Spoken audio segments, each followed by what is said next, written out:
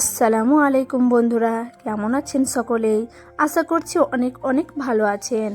আবারও একটা নতুন রেসিপি নিয়ে চলে এলাম, যেটা সকলেরই ঘরে লাগে সকালে বিকালে ঘুগনির রেসিপি। তো চলুন তাহলে শুরু করি।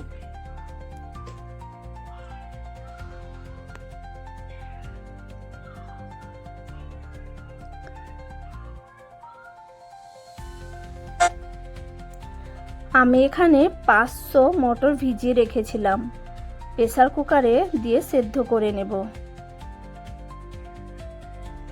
আর দুটো আলু ছোট ছোট করে ধুয়ে রেখেছি, একসঙ্গে সেদ্ধ করে নেব।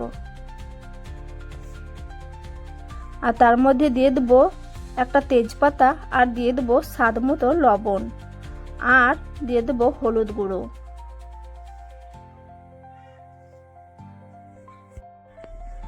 আর দিয়ে দেবো পরিমাণ মতো জল। প্রেসার কুকারে ঢাকনাটা দিয়ে সেদ্ধ করে নেব।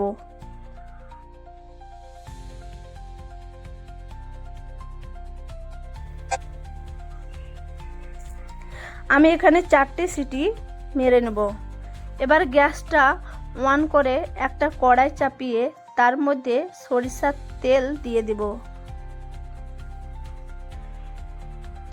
তেলের মধ্যে দিয়ে দেব দুটো পেঁয়াজ কেটে রেখেছিলাম কুচি কুচি করে, সেটাকে দিয়ে দেব। আর দিয়ে দিচ্ছি একটা টমেটো কুচি, আর তার সাথে দিয়ে দেব স্বাদ অনুযায়ী লবণ দিয়ে দেব। তাড়াতাড়ি পেঁয়াজটা গলে যায়, দিয়ে খুব ভালো করে ভেজে নেব।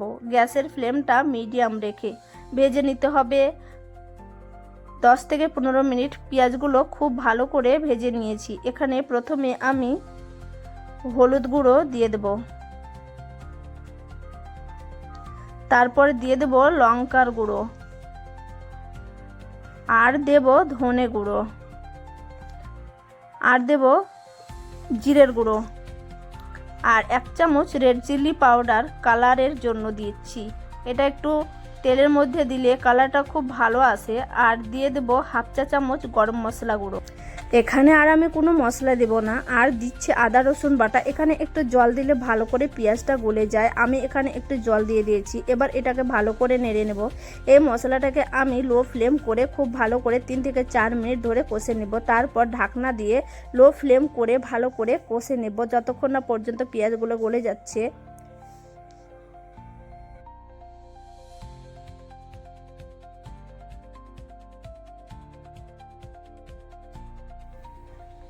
লো ফ্লেম করে রাখতে হবে। এখানে আমি ঢাকনাটা খুলে নিচ্ছি। আপনারা দেখতেই পাচ্ছেন আমি লো ফ্লেম করে 3 মিনিট মতো মশলাটাকে কষে নিয়েছি। পেঁয়াজটা অনেকটাই গলে গিয়েছে, খুব ভালো করে মশলাটা কষানোর হয়ে গেছে। তারপর এখানে আমি সেদ্ধ করে রাখা মটর দিয়ে দিচ্ছি। এবার এটাকে খুব ভালো করে মিশিয়ে নিতে হবে।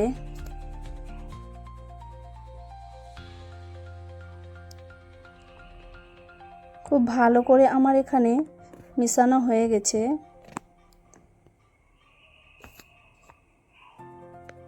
এবার আমি এখানে দিয়ে দেব কাসুরি মেথি পাউডার,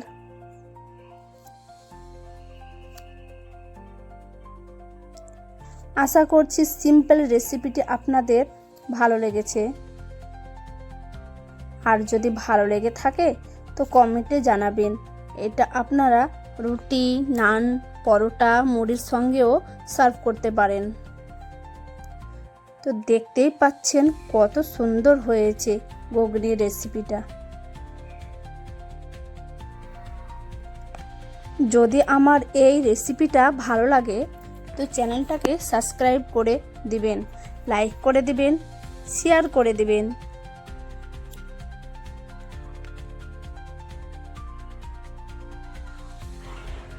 তো আপনারা দেখতেই পাচ্ছেন আমার ঘুগনির রেসিপিটা একদম রেডি। তো এবার আমি সাজিয়ে নেব। তো সাজানোর জন্য এখানে আমি একটা বাটি নিয়েছি, বাটির মধ্যে 3-4 চামচ আমি ঘুগনি তুলে নেব।